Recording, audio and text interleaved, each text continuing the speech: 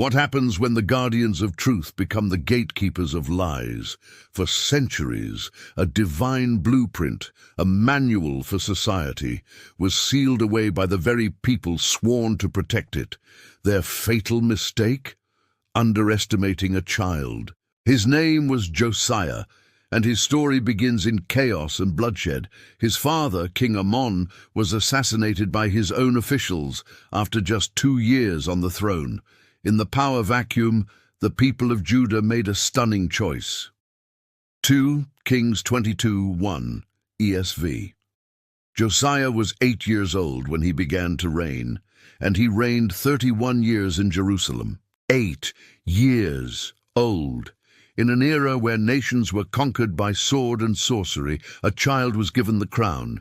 But Scripture gives us a critical clue about his character from day one. 2 Kings 22:2.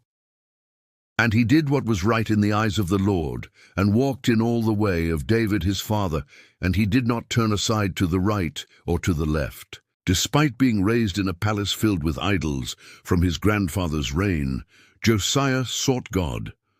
But the real turn, the moment that defined his legacy, happened when he was 26. He ordered the repair of the temple, which had been neglected for generations. And during the repairs, the high priest made a discovery that would send shockwaves through the nation: the lost book of the law, likely the core of Deuteronomy, God's covenant with Israel. When the words were read to him, Josiah did something extraordinary for any king, let alone a young one. He tore his robes in grief. He understood instantly that his nation had broken covenant with God for generations, and judgment was coming. 2 Kings 22:11-13.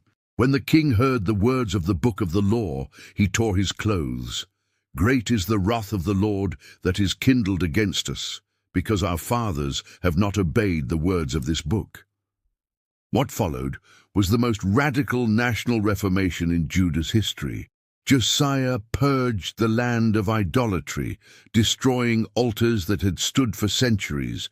He restored the Passover celebration that hadn't been properly observed since the time of the judges. A child king led a nation back to its foundation. A boy king, a lost book, a nation restored. Josiah's reign proves that God doesn't call the qualified, he qualifies the called.